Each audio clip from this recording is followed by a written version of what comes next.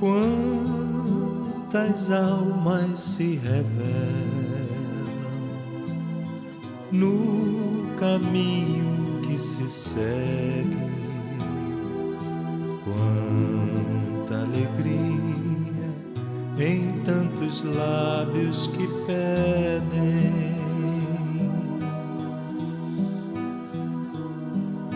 quantas almas se revelam no caminho que... E sorte. Boa noite a todos. Queria aproveitar essa oportunidade para agradecer a casa por terem me convidado. É a minha primeira palestra e espero que vocês sejam compreensivos, mas é uma honra e uma alegria muito grande poder estar aqui compartilhando com vocês algumas reflexões que a gente vai estar fazendo essa noite sobre essas questões do Livro dos Espíritos, que tratam de um tema extremamente delicado, apesar de extremamente comum, que é a morte, o desencarne. Todos nós passamos por isso ao longo da nossa jornada terrena. Em diversos momentos da nossa vida, nós vamos nos deparar com a perda, assim como também nos deparamos com a vinda de novos seres que reencarnam no planeta. Então, precisamos, pela ótica espírita, ir aos poucos acostumando o nosso espírito, o nosso ser, a enxergar essa perda, esse momento de transição, seja dos espíritos chegando, seja dos espíritos partindo, que a gente possa enxergar isso com mais naturalidade.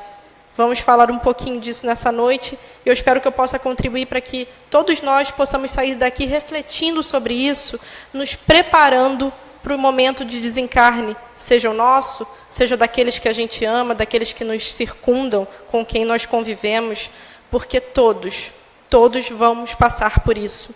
E precisamos começar a enxergar da devida maneira, com seriedade, mas sem medo, com coragem, com fé, porque, acima de tudo, a vontade do Pai está sobre todos nós. Então, se essa vontade pede que nós passemos por isso, que passemos com confiança, através da razão e da fé raciocinada, que nos permite caminhar cada vez com mais certeza nos nossos passos.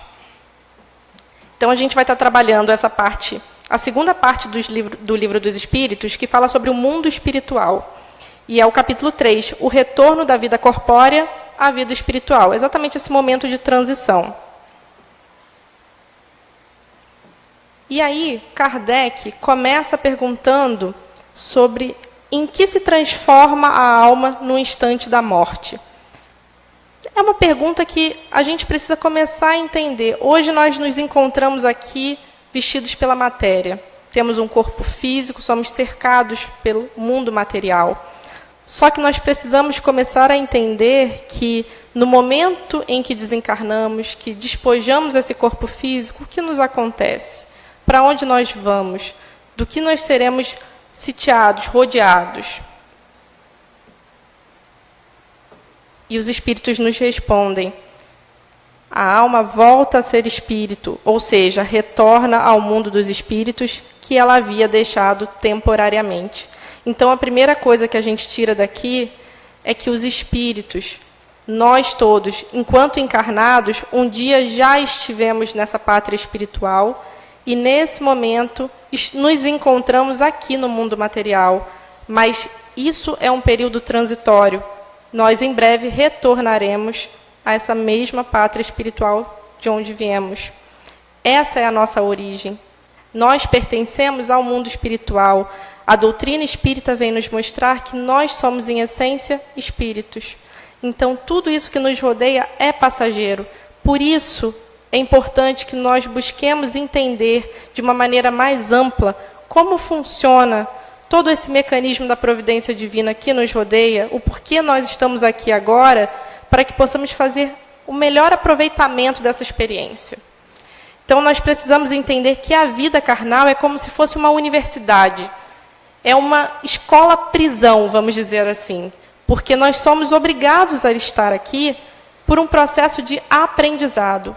É aqui que o nosso espírito consegue oportunidades benditas que Deus nos concede para aprender, desenvolver faculdades latentes que já residem no nosso ser, mas que precisam ser estimuladas e trabalhadas ao longo de não só essa existência, porque nós temos tanta coisa para aprender, tanto caminho para trilhar, que uma única existência na carne não seria necessária.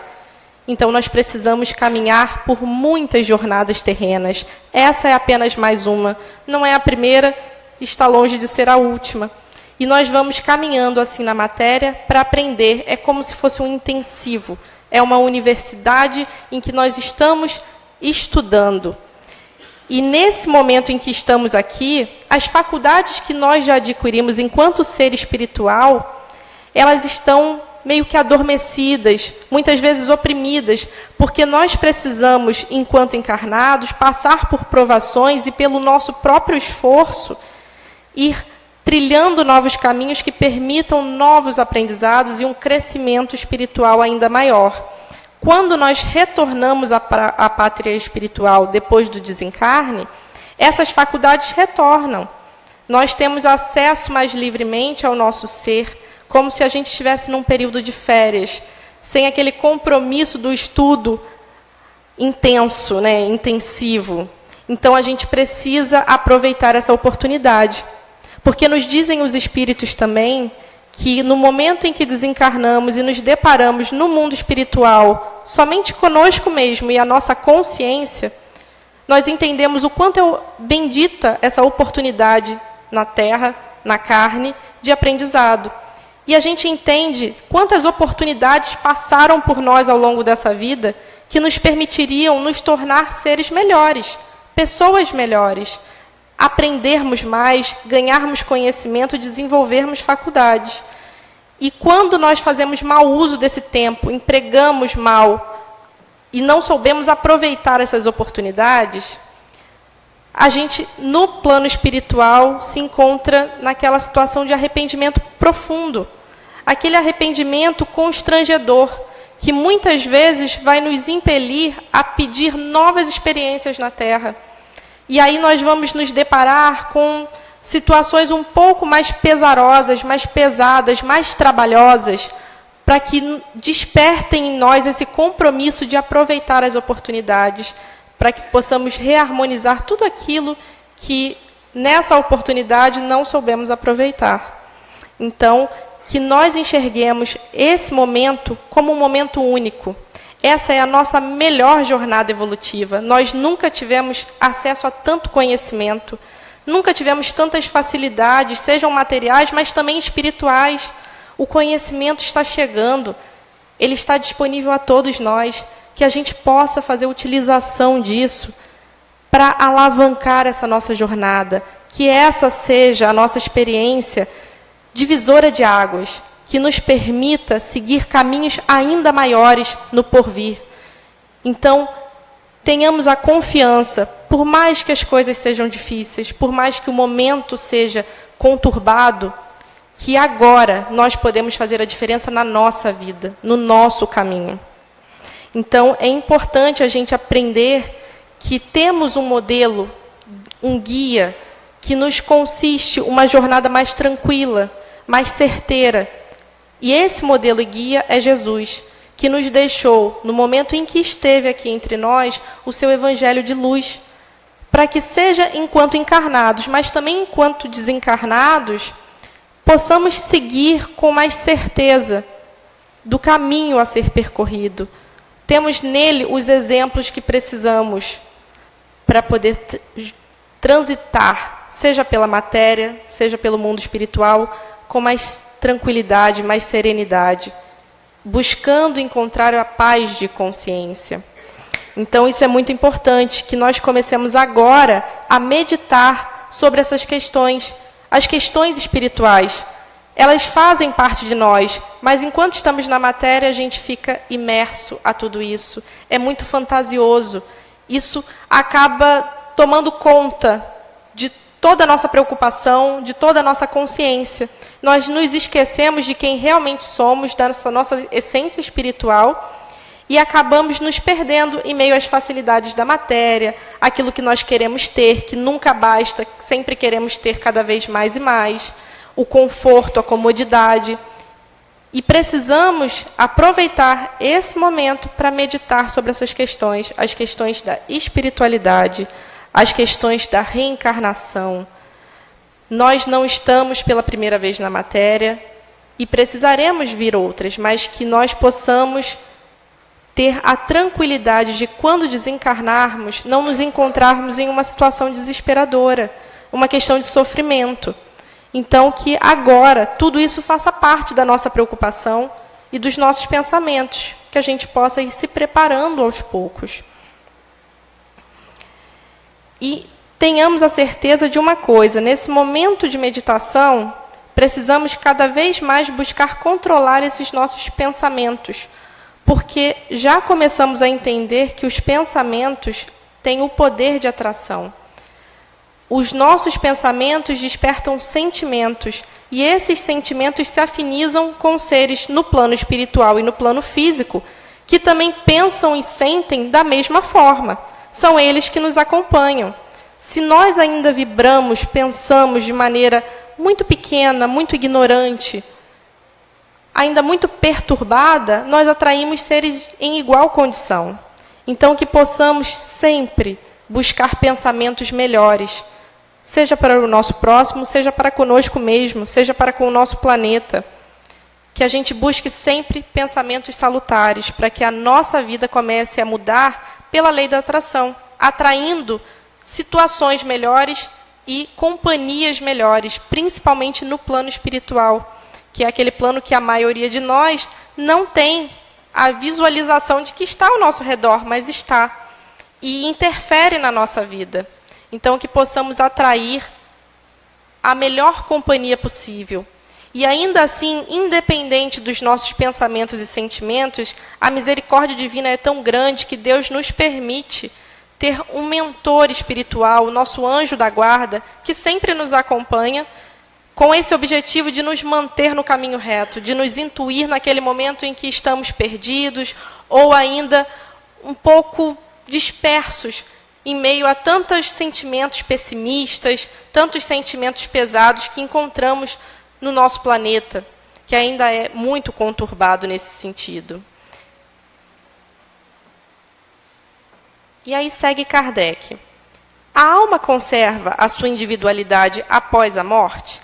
Então a gente já entendeu que desencarna. Deixa o corpo, volta para a pátria espiritual. Mas o que acontece com o nosso ser na pátria espiritual? Como nós nos situamos nesse momento do desencarne? Nós temos a consciência de quem nós somos? Ou isso se perde? Nós entramos no todo e perdemos a nossa consciência individual? E os espíritos respondem: sim, não a perde jamais. O que seria ela se não a conservasse? Então, esse é o primeiro ponto, eles são certeiros aqui. Nós não perdemos a nossa individualidade. Isso é uma conquista do espírito. Nós sabemos que nascemos criados pelo Pai simples e ignorantes. E, através de consecutivas experiências na carne, durante as reencarnações, nós vamos adquirindo uma bagagem, experiências, que vão nos acompanhando para todo sempre. E, à medida que vamos desenvolvendo todas essas experiências, vamos desenvolvendo também uma consciência de nós mesmos. Vamos nos individualizando cada vez mais. E essa individualidade só se amplia à medida que todo esse conhecimento vai se desvendando por meio do nosso esforço, da nossa busca. Isso não se perde jamais. O que seria de nós se retornássemos à pátria e simplesmente perdêssemos essa consciência? Por que Deus teria o trabalho de criar seres com esse tamanho cuidado que Ele tem, com todo esse ambiente, a terra que Ele nos fornece como lar, para que nós tivéssemos apenas uma experiência relativamente curta e retornássemos ao todo sem essa consciência, sem essa experiência adquirida? Seria meio que em vão. A obra do Pai, ela é precisa. Não se emprega energia e esforço em vão. Tudo tem um propósito muito bem definido. Nós somos herdeiros do Pai. No momento em que fomos criados, somos destinados a estar junto a Ele, num grau de perfeição relativa que nós ainda não conseguimos vislumbrar, porque ainda é muito distante. Mas precisamos desenvolver essa fé de que estamos nessa caminhada. E essa caminhada, a partir de agora, é conosco. Nós já temos consciência de nós e isso nos garante a responsabilidade dos nossos atos. Essa é a parte mais difícil, a parte que nós ainda estamos aprendendo a trabalhar. Porque a partir do momento que eu sei quem eu sou e começo a entender o meu papel, eu começo a ter responsabilidade pelo que eu faço. E esse é o processo decisivo. É o processo em que nós nos encontramos. Então, o que a gente precisa entender é, não morremos. O que acontece é essa transição entre matéria e mundo espiritual. Retornamos a essa pátria, mas não deixamos de existir. E nos mantemos conscientes de quem nós somos. O nosso corpo é um instrumento do nosso espírito, porque é através do corpo que o espírito consegue ter acesso às sensações e ter relações com o meio material que nos circunda, porque o nosso espírito não é matéria. Então, é preciso todo esse processo, todo esse revestimento para que a gente consiga interagir com o mundo e aprender. Esse é o propósito. E como a alma constata a sua individualidade se não tem mais o corpo material? Bom, no momento em que nós desencarnamos, o corpo material, ele perece, porque a alma se desprende. O espírito retorna à pátria espiritual e se desliga do corpo. Então, o corpo, que é matéria, vai se desconstituir e retornar ao pó, como Jesus nos disse. Ele retorna à natureza. Todos os elementos que compõem o nosso corpo retornam à natureza e aguardam uma oportunidade determinada por Deus para formarem novos corpos, nova matéria. Mas a alma não se destrói, não se desfaz, ela permanece numa jornada infinita rumo à sua iluminação plena. Esse é o ponto mais complexo que a gente precisa entender. É um processo que não tem fim. Nós agora somos imortais. A experiência terrena é transitória, mas a espiritual, ela é eterna, ela é perene.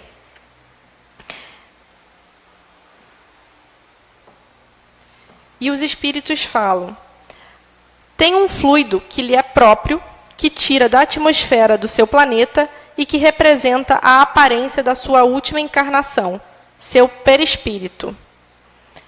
Então, a alma constata a sua individualidade, uma vez que não tem mais o corpo material, através desse fluido, que, na verdade, Kardec, nas obras da codificação, cria o termo para definir como perispírito, que é justamente esse envoltório vaporoso que nós, com o nosso organismo material, não conseguimos enxergar, mas que os espíritos conseguem, e é esse envoltório que vai moldar o nosso espírito, que não é material, de forma que ele possa ser visível no plano espiritual. Esse envoltório, ele é transitório entre a matéria e o espírito. Ele faz a comunicação entre esses dois pontos. Porque se o espírito é imaterial e o corpo é material, é preciso que haja uma comunicação entre eles que é feita pelo perispírito, que é um fluido intermediário e tem essa capacidade de comunicar ambos os estados. E assim a gente consegue reagir a todos os estímulos do meio e levar todas as impressões para o espírito, e o espírito consegue definir as ações em resposta àqueles estímulos. Esse perispírito nós conservamos após o desencarne. O corpo perece, mas o perispírito se mantém envolvendo o espírito, de forma que nós adquirimos essa forma que nós temos enquanto encarnados. Mas, na verdade, essa forma é a molde do perispírito, amando do espírito. Então, o que acontece é que o perispírito já tem essa forma e proporciona o nosso corpo de ter o mesmo molde. Mas, no momento em que o nosso corpo se desfaz, o perispírito continua com essa forma. Em alguns casos, espíritos que já têm a capacidade espiritual mais elevada, eles conseguem modificar o perispírito à sua vontade, sempre com um fim útil, mas eles conseguem, porque o perispírito ele não tem uma forma definida. Ele é moldado pela capacidade de pensamento do espírito. O espírito, à medida que vai desenvolvendo várias reencarnações, adquirindo novos corpos, essas experiências vão sendo armazenadas. Então, nós já tivemos diversas outras formas físicas. E, nesse momento, temos essa. Então, quando desencarnarmos, esse vai ser o nosso modelo aparente. Mas, se tivermos a condição, a capacidade desenvolvida de moldar o nosso perispírito, ele pode assumir uma outra forma, desde que tenha, como eu falei, um fim útil. E aqui é um esquema justamente para a gente entender isso. Nós temos o espírito, que é descrito pelos espíritos que assistem à obra da codificação como uma centelha divina. É como se fosse uma fagulha de luz. A gente ainda não consegue entender a essência do espírito, mas ele é imaterial e não tem forma. Então, para que ele comece a transitar de forma a interagir com a matéria, é preciso ser envolvido por esse perispírito, essa camada fluídica, que consegue interagir tanto com o espírito quanto com a matéria, dando forma ao nosso corpo, inclusive.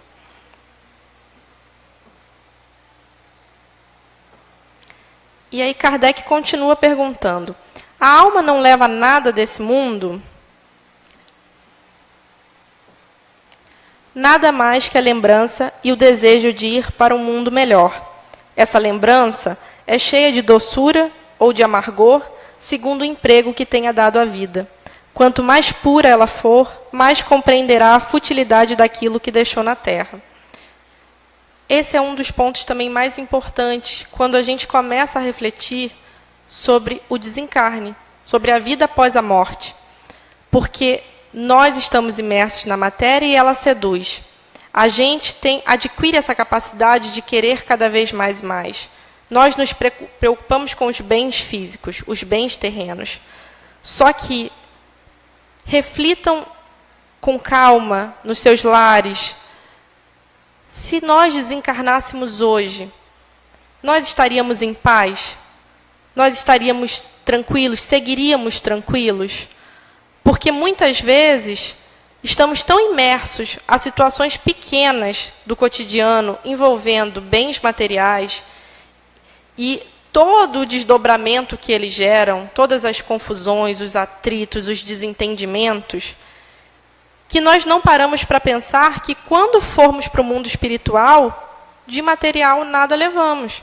O que a gente leva? A condição moral, os valores morais que nós estamos adquirindo e trabalhando enquanto encarnados. Esse é o objetivo da matéria. Mesmo imerso a isso tudo, nós precisamos nos forçar a estimular e a desapegar do material e trabalhar o espiritual. Em meio a tudo que nos cerca, existe a dor, existe o sofrimento, existe tristeza nos corações de milhares de irmãos nossos, em todo lugar. Não só nas ruas, não só em asilos, não só em orfanatos, não só em presídios. Existem irmãos sofrendo ao nosso lado.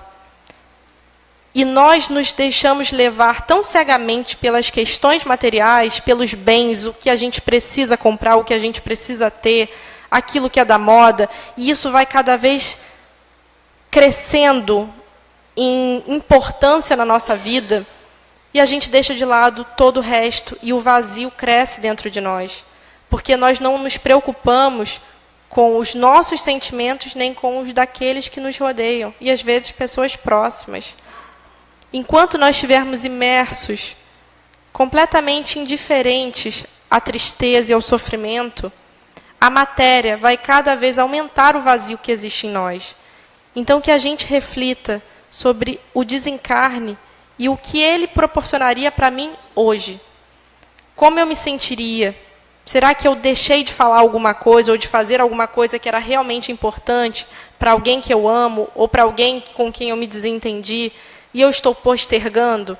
Porque a minha preocupação está em comprar, em adquirir, em trocar.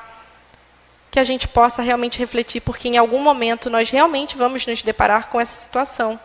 E como Jesus nos disse, o nosso coração está voltado para o nosso tesouro. E onde é o nosso tesouro?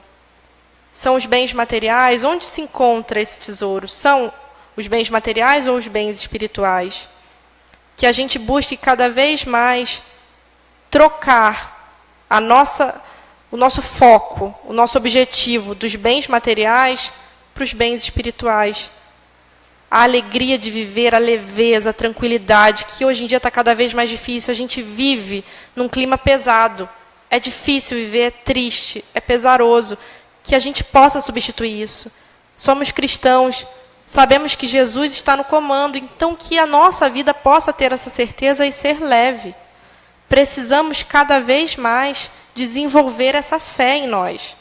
Deus está no comando. Deus é bom, é justo. Dele só parte o bem. Então, que tudo o que aconteça na nossa vida, nós tenhamos a certeza de que é para o nosso bem. É para o nosso crescimento. Inclusive os momentos de dor e de sofrimento.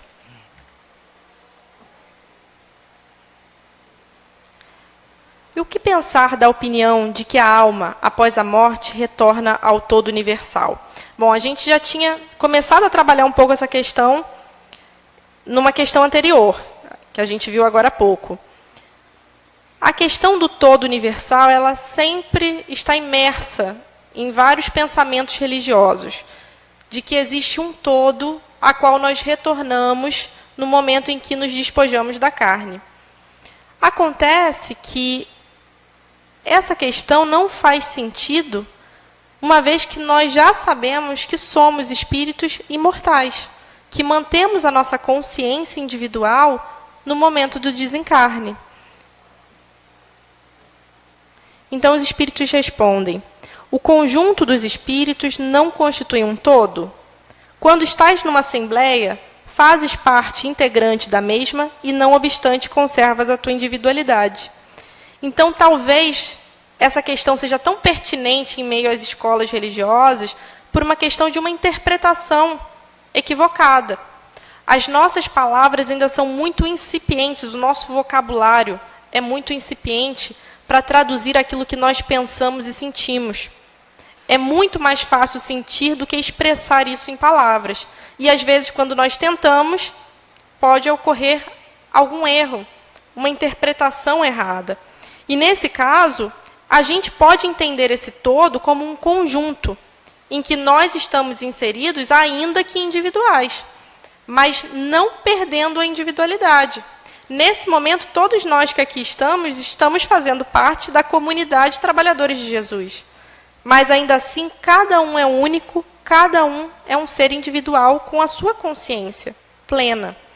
Então, que a gente enxergue dessa forma. Por esse ângulo, sim, nós voltamos à comunidade universal, mas ainda assim com a nossa individualidade.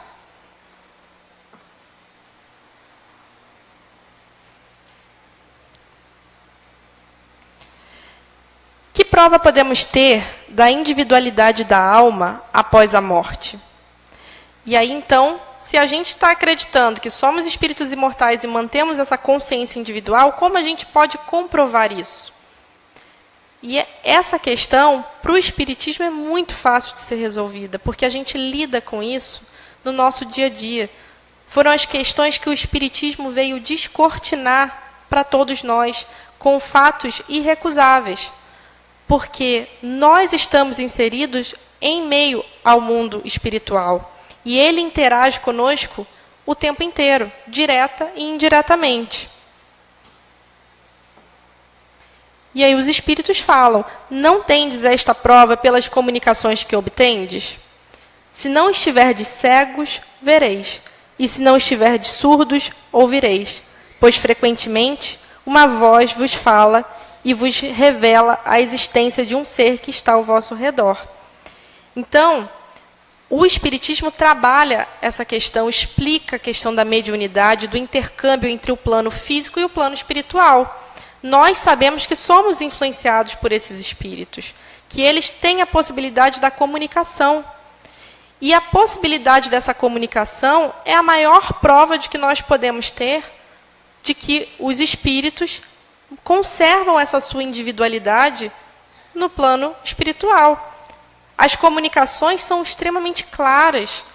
Nós temos comunicações de todos os tipos que revelam espíritos de todos os tipos. Não existe um padrão. Nós conservamos exatamente aquilo que nós somos. A morte é só uma passagem. Nós não vamos parar no mundo espiritual diferente do que nós somos agora. É uma consequência. O que nós somos nesse momento, nós levamos conosco.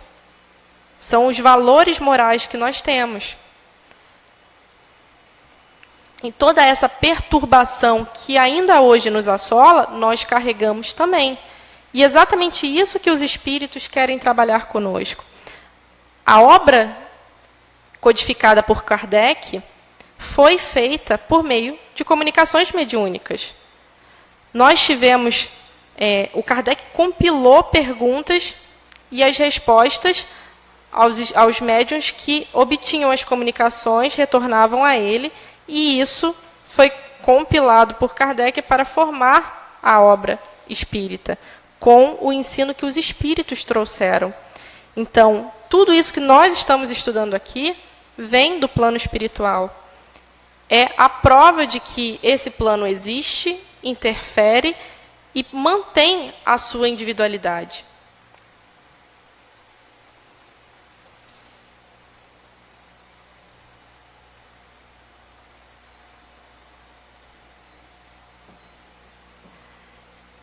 E aqui eu trago para vocês 3 questões que são abordadas atualmente pela ciência.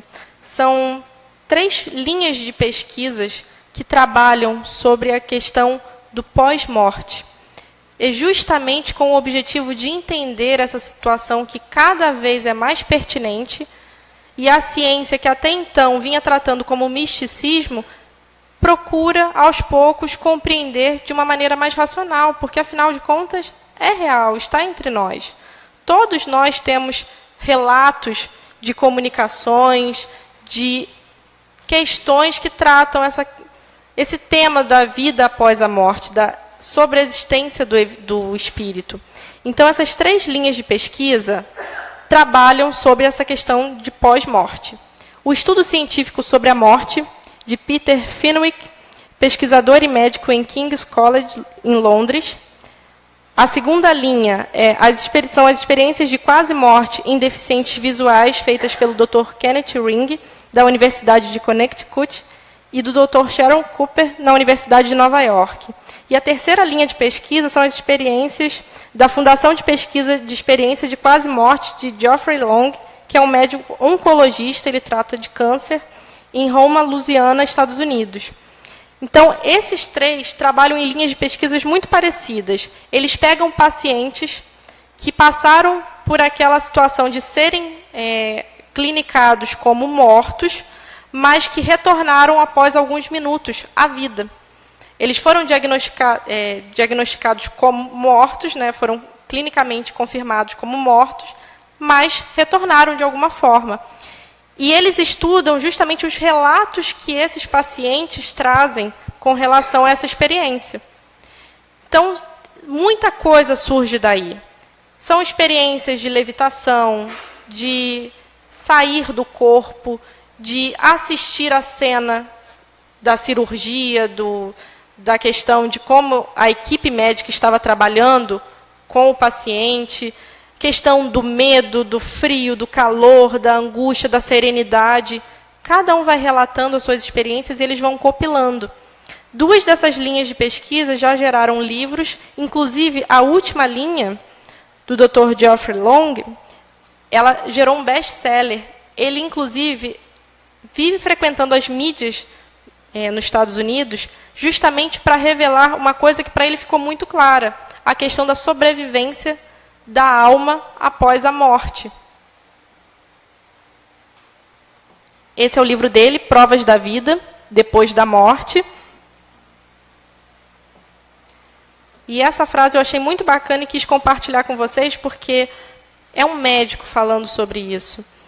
Creio que as evidências são razoavelmente convincentes para qualquer pessoa razoável de que existe vida após a morte. Ainda assim, ele deixa bem claro, qualquer pessoa razoável. Jesus já nos dizia, precisamos ter olhos para ver e ouvidos para ouvir. Porque, independente de todos esses fatos, muitos ainda são capazes de duvidar. Então, a ciência, aos poucos, vai ser a primeira a conseguir comprovar a existência da alma. Já estamos nesse processo. Só que é um processo extremamente gradativo. Nós precisamos de maturidade para conseguir entender as questões da alma, da sobrevivência do espírito, da necessidade de um corpo fluídico envolvendo o nosso espírito para manifestá-lo de forma visível, seja para o plano espiritual e muitas vezes para o plano físico, por meio dos mecanismos mediúnicos. Tudo isso vai sendo trabalhado aos poucos, mas nós precisamos buscar esse crescimento espiritual que nos confira a maturidade de que precisamos. Então, que nos esforcemos nesse sentido. Os espíritos, por meio dessas comunicações, têm uma alegria imensa de compartilhar conosco, com os seus familiares, exatamente essa questão. Eles se viram vivos depois da morte. A vida continua. Eles conseguem se ver, têm consciência. A reencarnação é uma realidade. Deus é bom, é justo, é uma realidade. E nós precisamos entender cada vez mais a respeito, meditar a respeito, para que possamos, quando estivermos lá, não nos encontrarmos numa situação de desespero. E aqui começa uma série de apontamentos que Kardec faz.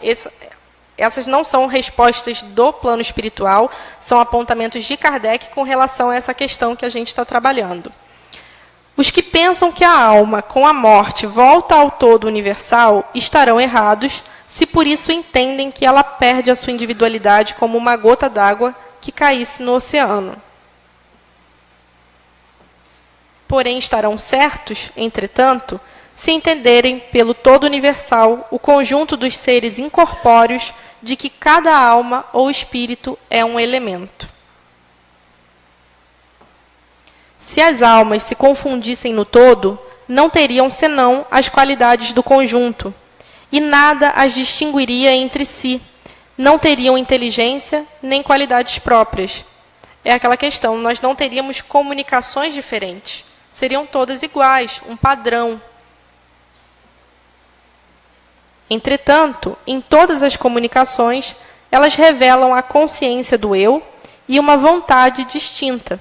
A diversidade infinita que apresentam sob todos os aspectos é uma consequência da sua individualização. Se não houvesse, após a morte, senão o que se chama o grande todo, absorvendo todas as individualidades, esse todo seria homogêneo e então as comunicações recebidas do mundo invisível seriam todas idênticas. Desde que encontramos seres bons e maus, sábios e ignorantes, felizes e desgraçados, desde que há de todos os caracteres, alegres e tristes, levianos e sérios, é evidente que se trata de seres distintos. A individualização ainda se evidencia quando esses seres provam a sua identidade através de sinais incontestáveis, de detalhes pessoais relativos à vida terrena e que podem ser constatados. Ela não pode ser posta em dúvida quando eles se manifestam por meio das aparições.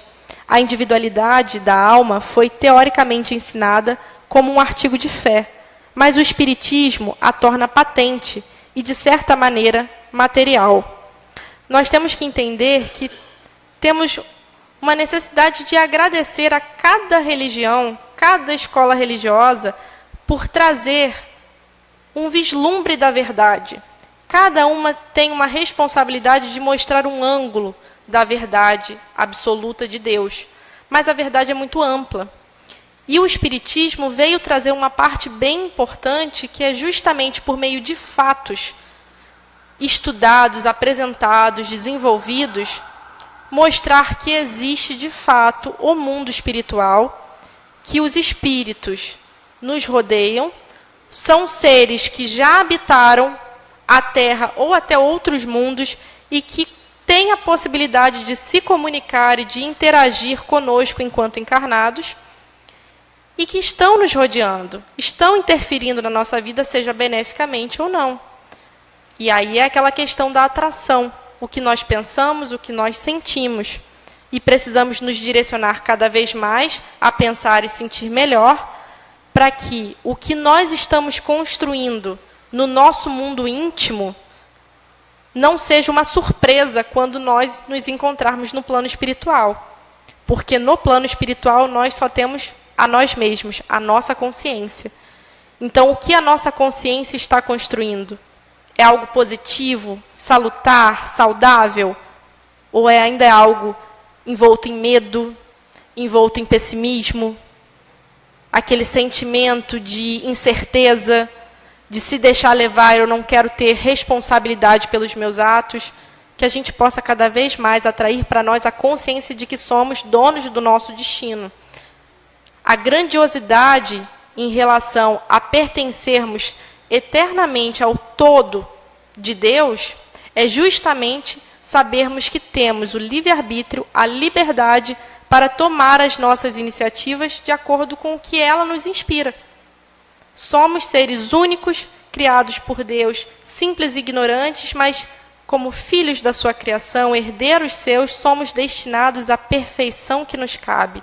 Não à perfeição do Pai, porque senão seríamos deuses, e nós sabemos que o atributo da divindade, um dos atributos é ser único. Então, ele é o Deus soberano. Mas nós, como seus filhos, chegaremos a um grau de perfeição tão magnífico que trabalharemos em cocriação com o Pai, seguindo diretamente o seu desígnio para ajudar na obra da criação que é contínua, é eterna. Deus cria desde sempre. E nós estamos imersos a isso tudo. Fazemos parte desse todo, sim, mas nos individualizando cada vez mais à medida que nos iluminamos. E em que sentido se deve entender a vida eterna? Exatamente isso que nós estamos falando agora. Primeiro, a gente precisa entender que esse eterna que ele está falando, quando referente a nós, teve uma origem. Nós não vivemos desde sempre. Somos espíritos? Sim, mas tivemos um ponto de partida. Fomos criados por Deus em algum momento. Só Deus é eterno. Só Deus vive desde sempre, durante toda a eternidade. Mas se nós entendermos eternidade do momento em que formos criados para todo sempre, então esse conceito é válido. A vida eterna é a vida do espírito, que é eterna. A do corpo é transitória, passageira. Quando a do corpo morre, a alma retorna à vida eterna. Então a nossa pátria verdadeira é a espiritual. Dela nós viemos e para ela nós retornaremos após esse período que é transitório. Nós não sabemos o prazo de duração, não nos foi permitido saber, pelo menos a maioria de nós. Mas ele tem um fim. Ele é transitório. E que nós possamos buscar com todo o nosso empenho, enquanto estivermos aqui, termos a paz de consciência. Estarmos em paz com a nossa consciência. Buscarmos atitudes melhores para que tenhamos serenidade no momento da passagem e que, no momento em que estivermos no plano espiritual, não soframos por saber que precisaremos retornar em outras experiências terrenas posteriormente. Que isso seja um motivo de alegria, porque é oportunidade de aprendizado e crescimento. Não seria mais exato chamar vida eterna a dos espíritos puros, que, tendo atingido o grau de perfeição, não tem mais provas a sofrer?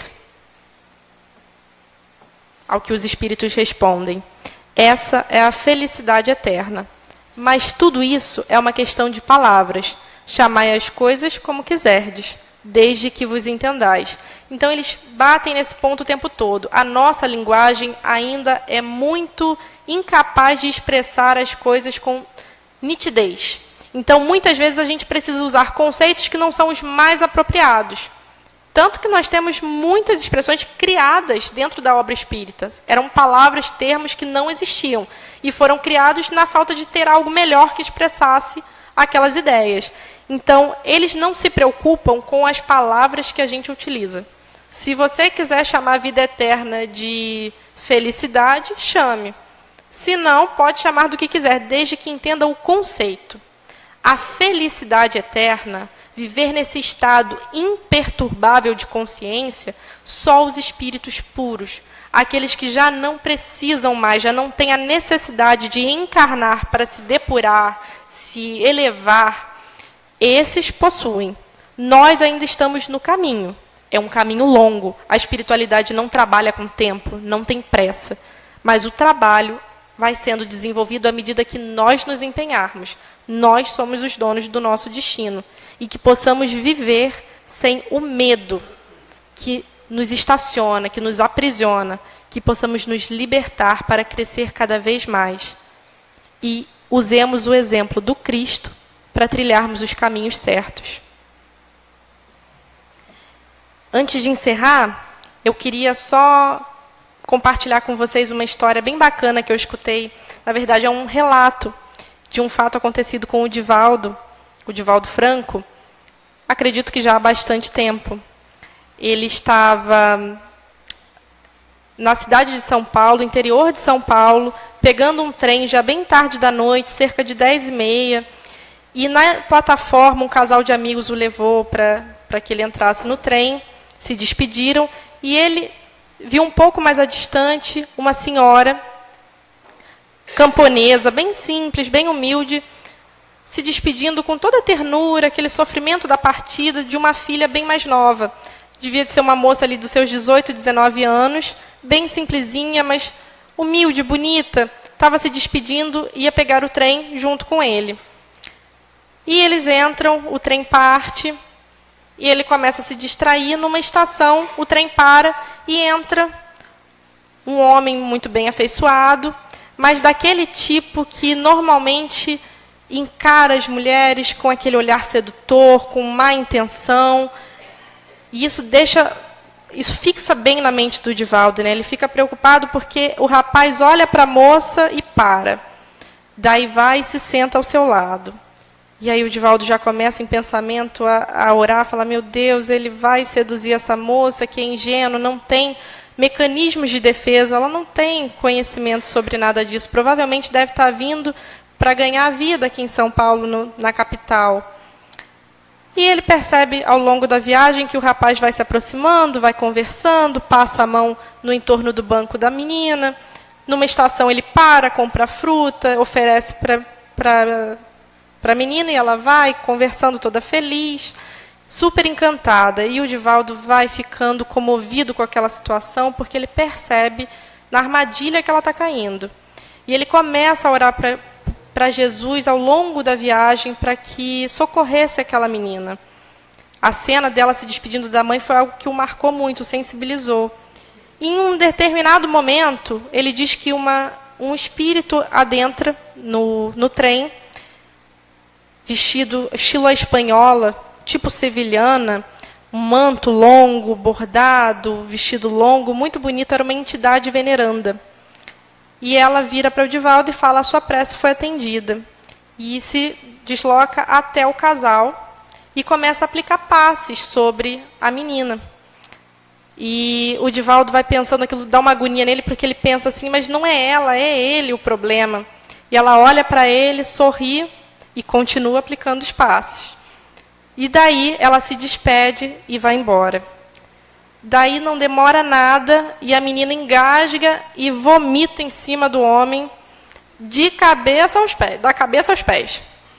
E ele, extremamente enfurecido, se revolta, chama de miserável, sai do trem e vai se limpar. E aí o Divaldo começa a refletir sobre o mecanismo da espiritualidade para agir, o quanto que a gente ainda não entende. Ele percebeu ali que se a entidade tivesse aplicado os passos, tivesse tentado focar no rapaz, não teria dado tão certo, porque a moça já estava, né, deslumbrada com aquela situação. E aí ele senta do lado da menina para proteger, evitar que outra pessoa sente, conversa com ela. Ela fala, mas eu nunca passei mal. E logo agora que esse rapaz tão simpático estava oferecendo emprego para mim, ele disse que ele costuma procurar moças para oferecer emprego, que a tia dele acolhe essas meninas numa pensão. E ele falou que gostou muito de mim, está apaixonado, nunca viu uma moça tão bonita. E aí o Divaldo explica para ela toda a situação, que provavelmente ele estava aliciando meninas para se desventurarem no sexo, enfim. E ela fica assustada e fala assim, mas eu não acredito, ele era tão gentil, o que eu faço agora? Ele fala assim, você vai fazer o que a sua mãe te pediu. Ela ia ser dama de companhia de uma família em São Paulo. E assim ele segue. E essa história eu queria só passar para terminar, justamente para, nesse contexto que a gente se encontra, de entender a ação do plano espiritual em comunhão com o plano físico, Deus nos deu a ferramenta da oração.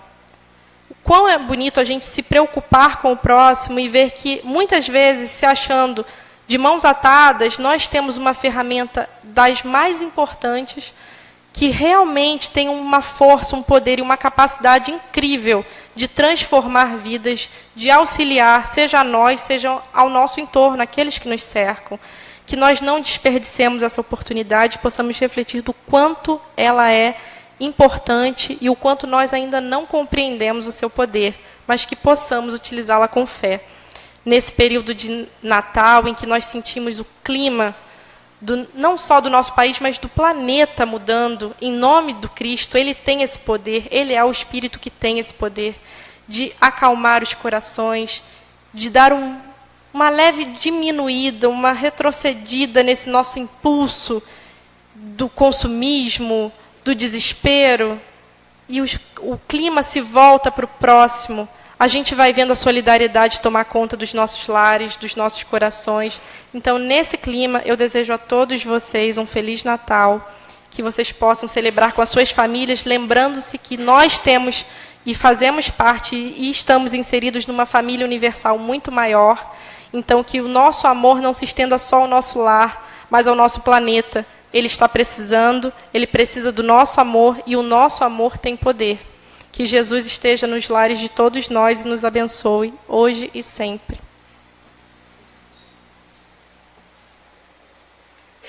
Durante um breve lapso de tempo, espírito e matéria dividem o mesmo palco. Findo tal prazo, cada qual segue seu rumo.